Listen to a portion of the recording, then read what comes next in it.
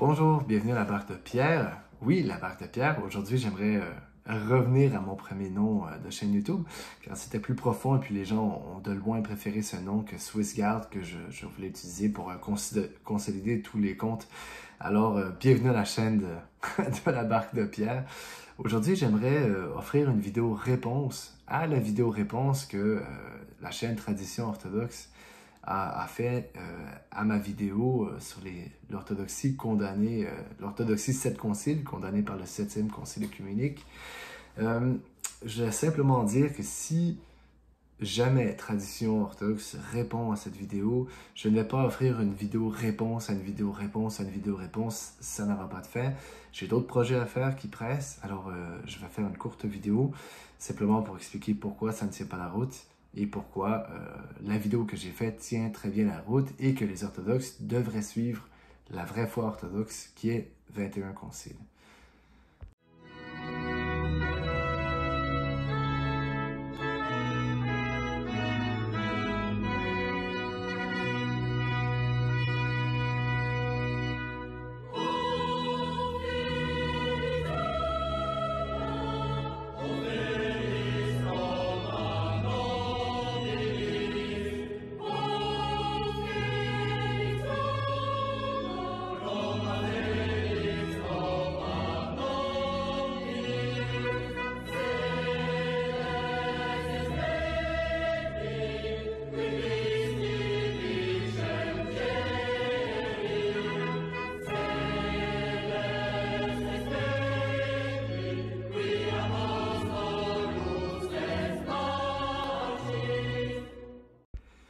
Donc, je ne vais pas répondre à absolument toutes les assertions qui ont été faites dans la vidéo parce que sinon, ça n'aura pas de fin. Déjà, sa vidéo d'1h50, c'est assez long. Donc, je vais simplement me concentrer sur son argument clé, son argument core. Et je vais montrer pourquoi ça ne tient pas la route et pourquoi il devrait bel et bien se soumettre à l'orthodoxie, la véritable orthodoxie telle que professée par les 7 premiers conciles œcuméniques, qui est l'orthodoxie catholique romaine. Donc, voici un extrait de ce qu'il a dit dans sa vidéo. On arrive ici à l'argument central de toute la vidéo catholique romaine. Il s'agit de prendre ce qui est dit dans une lettre qui fut adressée par Adrien à Irène et Constantin IV et qui fut lue lors de la deuxième session du concile œcuménique de Nicée et qui fut, nous disent les historiens de l'Église, acceptée par toute l'Assemblée.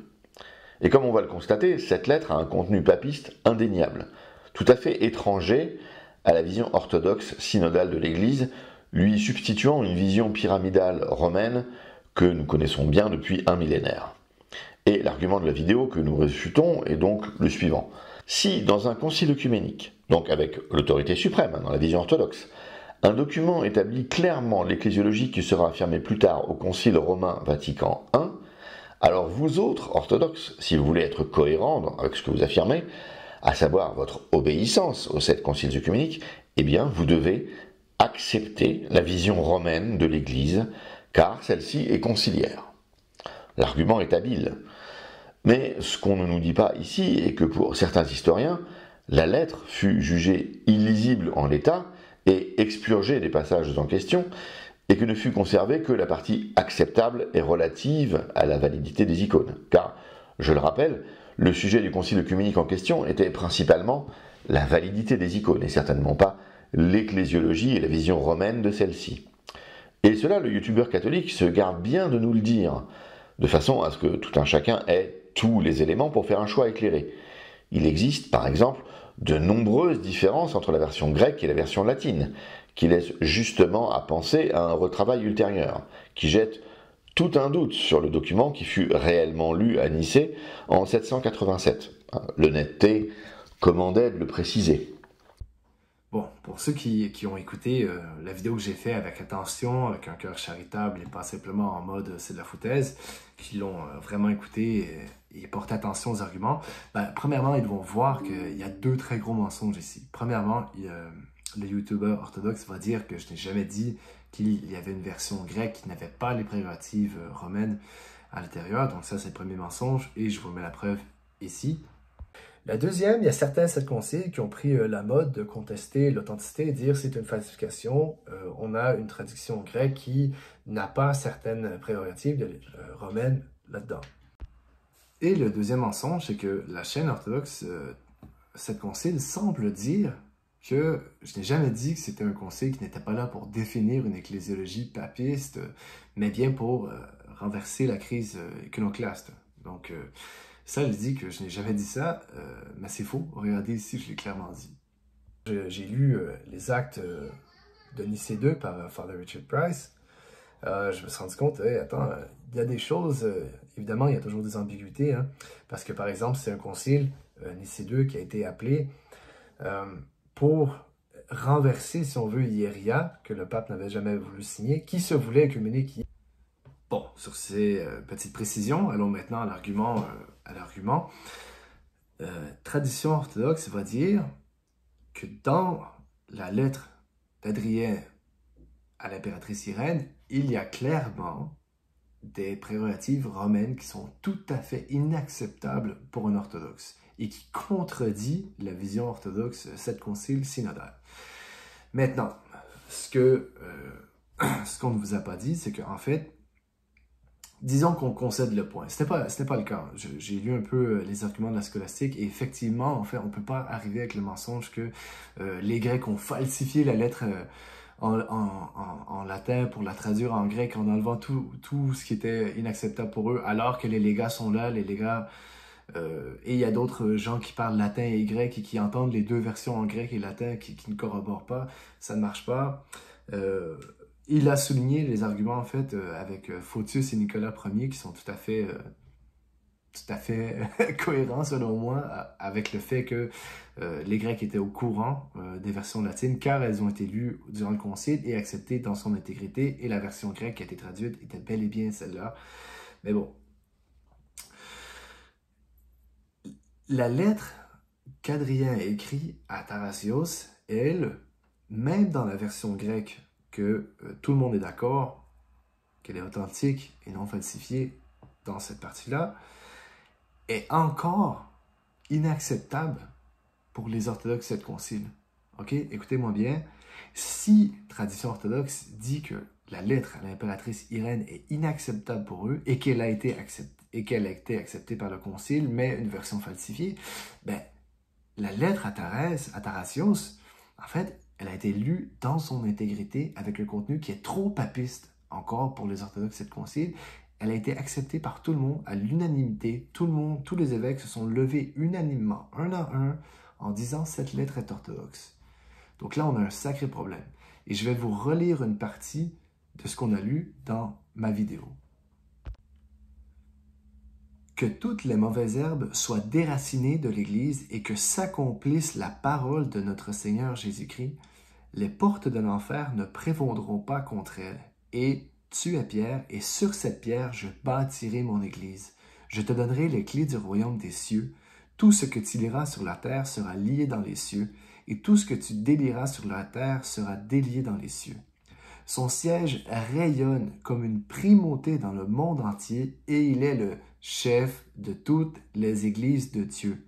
C'est pourquoi l'apôtre Pierre, le bienheureux Pierre, paissant l'Église sur l'ordre du Seigneur, n'a rien laissé à l'abandon, mais il soutient et a toujours soutenu son autorité. Encore une fois, si vous dites, oui, l'argument serait valide si la lettre à Irène avait été lue dans son intégrité, mais ce n'est pas le cas, alors finalement son argument tombe. Ben non, ça ne tombe pas parce que regardez, disons qu'on vous concède le point, ce qu'on ne devrait pas faire parce que c'est faux, mais disons qu'on le fait, ben, la lettre à Thérèse, elle a été lue telle qu'elle, comme ça, comme je viens de vous le lire, et les Grecs l'ont acceptée quand même. Et ça, il n'y a pas un scolastique qui va dire le contraire aujourd'hui. OK? Donc, et je vous lis ce que Father Richard Price, qui a traduit les actes, va dire. Il est à noter que le texte grec de cette lettre n'atténue pas la revendication d'Adrien à l'autorité suprême en tant que successeur de Saint Pierre, comme le fait la version grecque de la lettre à l'empereur. ou à l'impératrice. Comme l'observe Lamberts, qui ajoute qu'il s'agit là d'une raison de dater cette édulcoration des revendications papales dans le texte grec de la lettre aux empereurs bien après le concile, lorsqu'elle était utilisée comme un document séparé. Car si le changement avait été effectué dans la première édition des actes, il aurait certainement été dans les deux lettres. Donc là, ce qu'on dit ici, c'est que le changement n'a pas été fait dans les deux lettres. Et c'est ça que je disais dans ma première vidéo, c'est ça que le YouTuber orthodoxe a omis de dire, en fait, ou il a carrément menti sur le fait que je ne l'ai pas dit, mais bon, si réellement c'était inacceptable pour les 7 conciles, pourquoi ils ne l'ont pas fait dans les deux lettres? Pourquoi ils n'ont pas édulcoré la revendication d'Adrien à la papauté dans les deux lettres? Bien, Lamberts donne un très bon indice, en fait, c'est que la lettre à l'empereur était utilisée comme un document séparé. Donc, on avait le florilège des conciles, on avait les actes des conciles comme ça dans un volume, et on l'utilisait comme un document séparé comme ça, voilà. Tu vois? Alors, ça ne marche pas, l'argument de tradition orthodoxe. C'est vraiment nul comme vidéo. Quelqu'un qui a lu un peu son sujet voit que cette personne-là cherche à simplement décrédibiliter toute position catholique et rester dans son mensonge, en fait. Je suis désolé, donc c'est ça. Maintenant qu'on vient de lire le passage de Thérèse, je vous relis un passage de l'encyclique orthodoxe de 1848, juste pour que vous voyez à quel point ils retournent leur veste à chaque fois parce qu'ils ne veulent pas admettre. Donc, voici. C'est ainsi que l'on peut voir, en quelques mots, la faiblesse et l'inefficacité des efforts déployés en faveur du despotisme du pape de Rome. En effet, si l'Église du Christ n'a pas été fondée sur le roc inébranlable de la confession de Saint-Pierre, « Tu es le Christ, le Fils du Dieu vivant », ce qui fut la réponse commune des apôtres lorsque la question leur fut posée, « Que dites-vous que je suis ?» Comme les pères tant orientaux qu'occidentaux nous interprètent ce passage qui est complètement faux. Hein, il n'y a pas un consensus que ce sont les apôtres à l'unanimité qui ont répondu ça, c'est faux. Je continue. L'Église a été bâtie sur un fondement glissant, même sur Céphas lui-même, pour ne pas dire sur le pape, qui, après avoir monopolisé les clés du royaume des cieux, en a fait une administration telle que l'histoire le montre. Ben là, avec le passage de la lettre à Tarasios, qui a été lu et accepté par tout le concile en disant « cette lettre est orthodoxe ben, », ça montre en fait que l'encyclique orthodoxe de 1848 est complètement dans l'erreur, en fait. Elle est complètement dans l'erreur. On a 1, 2, 3 conciles œcuméniques où on a des passages où on renverse ça, en fait. Que oui, Matthieu 16, versets 15 à 18, a bel et bien utilisé pour la papauté à de nombreux endroits et le démontre. Donc là, c'est simplement une autre contradiction des orthodoxes. Maintenant, disons que cet argument-là de la lettre à Thérèse n'existe pas, Tarasios n'existe pas. Elle existe, mais disons qu'on veut renforcer la position catholique. Souvenez-vous ce que tradition orthodoxe avait dit. Ce passage-là est inacceptable par rapport à l'ecclésiologie orthodoxe qui est synodale et non papiste, pyramidale, avec un au-dessus des autres. Souvenez-vous qu'il a dit ça. Regardez bien maintenant la deuxième lettre que le patriarche Tarasios de Constantinople, donc le patriarche grec, va écrire au pape Adrien ultérieurement. Regardez bien ce qu'il va dire, ok? Tarasios, évêque indigne de Constantinople, adresse ses salutations dans le Seigneur aux très saints, à tout égard et au très béni frère et collègue ministre, le pape Adrien de la Rome ancienne. Plus loin, le divin apôtre Pierre, au siège duquel votre sainteté fraternelle a été nommée, les a condamnés en condamnant Simon Magus, donc c'est Simon le magicien. Plus loin, votre sainteté fraternelle de grand prêtre, président légalement et par la volonté de Dieu sur les saints hiérarques. Sur les saints hiérarques.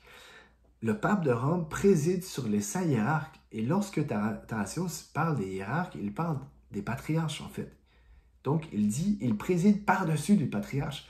Donc là, l'argument de tradition orthodoxe tombe dans les poubelles. C'est pour rester charitable, en fait. C'est que même avant, après, pendant le concile, tout le monde professe la papauté, en fait. Il n'y a personne qui va dire « Ouais, le pape n'est au-dessus de personne, il a une position d'honneur qui ne veut rien dire. » Non, non, non, c'est pas ça qu'on dit, là. C'est vraiment pas ça qu'on dit. Et là, j'aimerais porter votre attention sur quelque chose. Il y a 2 ans, 3 ans à peu près, j'avais fait un débat avec Snake sur la papauté, et mon argument était que il y avait une note de la grande prêtrise qui était assigné au siège de Rome. Donc, qui était d'une certaine façon le grand prêtre de l'Église, qu'il participe au grand sacerdoce du Christ d'une façon plus particulière. Et tout le monde disait « Ah non, c'est nul comme argument, c'est de la foutaise, c'est le Christ, le grand prêtre. » Là, on a votre patriarche, les 7 conciles, à l'époque, qui est en communion avec Rome, hein, donc il n'avait même pas votre religion, mais il dit clairement, et je répète, votre sainteté fraternelle de grand prêtre, président légalement et par la volonté de Dieu sur les saints hiérarques. Là, votre argument est complètement réfuté et finalement, mon argument à l'époque tenait la route. Et surtout qu'on le fait selon la volonté de Dieu, c'est ça qui est écrit. Il préside par la volonté de Dieu, par-dessus les autres hiérarques. Ouais. Et là, je vais simplement ajouter un dernier petit point. En fait, 2 derniers points. Le premier point, on va écouter l'extrait, en fait, de tradition orthodoxe, ce qu'il a dit. Essayons, si vous le voulez bien, de considérer que Grégoire a une pensée cohérente. Comment résoudre le fait que, dans son esprit, si un évêque se proclame universel, alors plus personne n'est évêque, ce qui semble être violemment antipapiste, et qu'en même temps, tous les évêques sont les sujets du siège apostolique, entendez Rome. Je pense que la seule façon de tenir les 2 propositions comme cohérentes est de considérer que pour Grégoire, les évêques sont tous égaux, mais aussi que l'évêque de Rome est primus inter pares, premier parmi des égaux. Ce que dénonce Grégoire, au-delà du problème manifeste de se proclamer œcuménique, est que cela a été fait de façon unilatérale, puisque Rome a protesté sans être écoutée. Ici, la synodalité a été heurtée. Si l'on peut commenter cette notion de patriarche œcuménique, il s'agit d'une absurdité ecclésiologique, pour laquelle Rome a bien raison de protester, même si cette protestation a pu prendre la forme d'une défense de sa propre primauté, alors que le titre est un problème en toute chose, comme une attaque à la synodalité. Le titre prend un autre sens après le grand schisme de 1054. En effet, Constantinople devient une sorte de Rome bis, de Rome en attendant Rome. Le clown qui est patriarche de Constantinople agit aujourd'hui comme une sorte de pape du monde orthodoxe, ce qui fait que nous n'avons pas un problème papiste, mais 2. Bref. Donc voilà, je crois qu'il était tellement désespéré à rejeter ce qu'un concile œcuménique disait qu'il s'est mis à lancer des balles de neige en essayant de toucher dans le mille une fois, mais bon. Le problème avec ça, c'est que j'ai fait une vidéo complète pour réfuter cet argument des 7 conciles. Et il répond en masse, en fait, à ces objections. Donc, je vous invite à aller le voir. Donc, mon vidéo sur est-ce que Grégoire le Grand rejette la papauté avec le titre œcuménique. Je vous fais simplement résumer. Il ne rejette pas du tout la papauté, en fait. Ce qu'il va s'opposer, c'est l'octroiement du titre de patriarche œcuménique par quelqu'un d'autre qui ne devrait pas l'être, en fait. Donc, c'est la convoitise qu'il condamne. Et le fait que l'humilité n'y est pas, qu'ils essaient de se placer au-dessus des autres, alors que ce n'est pas comme ça que ça marche. On reçoit le titre, on ne se l'octroie pas. Et là, allez regarder ma vidéo, Grégoire le Grand était un papiste fini, en fait, comme tous les pères de l'Église, en fait. Donc, je vous invite à écouter la vidéo. Mais bon, deuxième point. Après le concile, ok, il y a un pape qui va s'appeler Adrien II, donc environ une centaine d'années après. Il va y avoir un synode de Rome en 869 et où Adrien II va écrire une lettre à ce synode et la lettre va être lue et acceptée dans le concile de Constantinople de la même année, donc en 869. Et on va dire ceci dans la lettre. Nous avons lu que le pontife romain juge tous les pasteurs de toutes les églises. Mais nous ne lisons pas qu'il est jugé par qui que ce soit. Mais Vatican I, c'est là, Vatican I. Car si les évêques orientaux ont prononcé l'anathème contre Honorius après sa mort, donc le siège de Rome n'a pas été jugé pendant son vivant. Je continue. Nous devons nous rappeler qu'il avait été accusé d'hérésie et c'est l'unique raison pour laquelle les inférieurs peuvent légitimement juger leurs supérieurs en rejetant librement leurs opinions pernicieuses.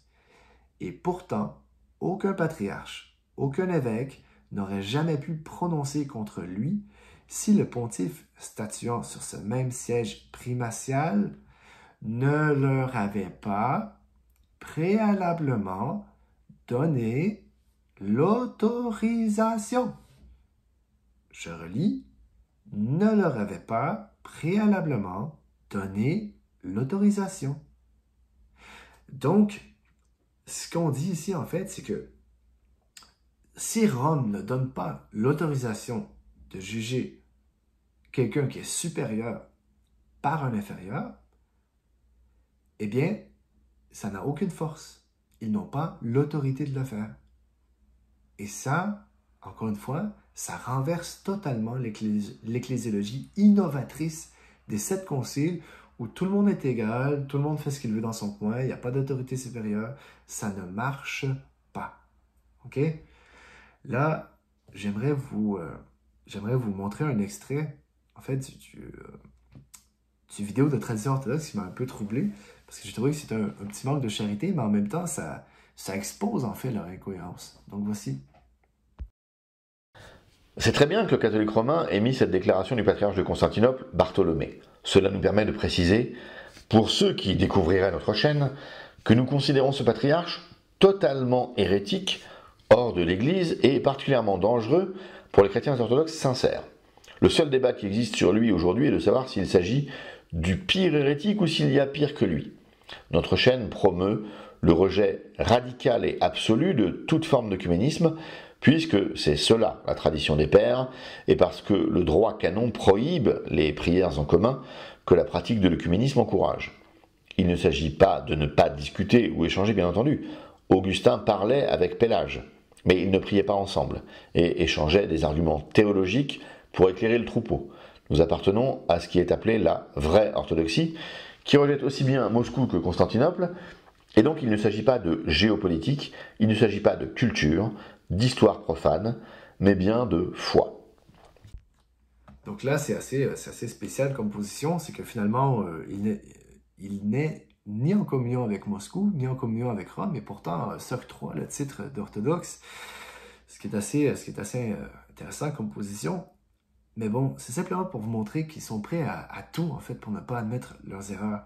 Mais comme j'ai démontré dans la première vidéo que j'ai faite, dans la vidéo avec Grégoire le Grand, dans la vidéo avec Saint Théodore le Studite, qui est vénéré comme un saint par eux, donc il ne peut pas être hérétique comme tel, bien c'est que nous, on peut faire appel à la Bible.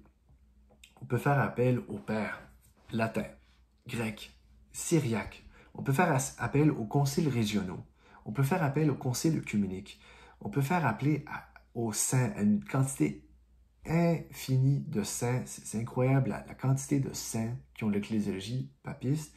On peut faire appel à tout cela, au consensus des pères, et pourtant tout le monde est dans l'erreur. Non, il n'y a pas de pape de Rome, etc. Non, non. S'il vous plaît, soyez sérieux et lisez les pères. Et vous allez voir, en fait, ils sont unanimes. Et les pères ne vont pas, quand j'entends l'argument lunaire de « ouais, Saint Maxime le confesseur a écrit ça », ou « Saint Théodore le Studite a écrit ça, mais c'est parce qu'on avait besoin de l'aide des latins, etc. Sinon, il n'aurait pas écrit ça. » C'est que ça ne tient pas la route. C'est comme si on retrouve des écrits d'un martyr que nous, on vénère comme martyr, et là, il se met à écrire que Jésus-Christ n'est pas Dieu, car il avait besoin de l'aide des musulmans parce qu'il était affamé. Non.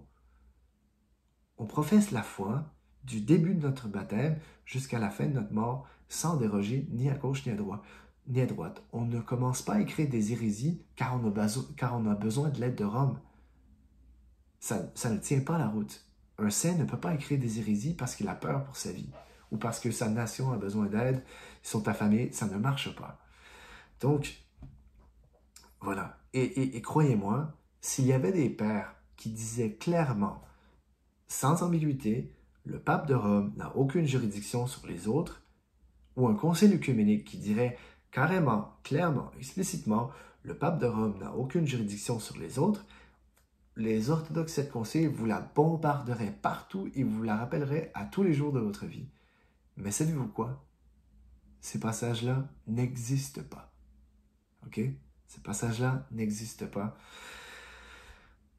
Simplement pour vous dire, en fait, qu'il y a tellement d'arguments qu'on peut utiliser pour la papauté et qui ne peuvent pas répondre, en fait, d'une façon cohérente, que ça ne tient pas la route. C'est comme s'il disait, on leur dit, hey, regardez la belle forêt, et ils répondent, bah, je peux pas la voir, il y a trop d'arbres, ça me cache la vue. Ben, c'est ça. Il y a tellement de papisme partout dans les 7 conciles œcuméniques, les 7 premiers conciles œcuméniques. Il y a tellement de papisme partout chez les pères qui sont comme non, non, non, ça marche pas, non, pas aujourd'hui. Acceptez la foi des pères. Chers orthodoxes, 7 conciles, acceptez la foi des pères, acceptez la foi des conciles. Et je veux vous dire honnêtement une dernière chose. Nous ne sommes pas vos ennemis. OK? Nous ne sommes pas vos ennemis. Nous aussi, on se lamente pour la chute de Constantinople. Nous aussi, on se lamente pour la décadence du monde entier, pas seulement de l'Occident, qu'on se le dise. Nous aussi, on se lamente pour tous les blasphèmes qui sont perpétués envers notre Seigneur. Mais nous avons espoir qu'un jour, nous serons ensemble, en fait. Nous avons espoir qu'un jour, vous lirez les pères, les conciles, et vous reviendrez dans l'Église. Et nous avons espoir qu'un jour, nous reprierons à nouveau ensemble, en communion ensemble, dans la basilique Saint-Pierre ou à Hagia Sophia. Vraiment, et prions pour l'unité de l'Église. Et respectez et vénérez avec sincérité les pères de l'Église et les conciles œcuméniques. Et là, vous retrouverez la joie, en fait. Et ce ne serait pas simplement un faux orgueil d'un drapeau qu'on bandit, mais une foi de vérité profonde qui est infuse au fond de notre cœur. Et là, vous allez trouver le paradis. Donc voilà, mes frères et sœurs, j'espère que cette vidéo vous a aidé, que le Seigneur vous bénisse, et puis à la prochaine.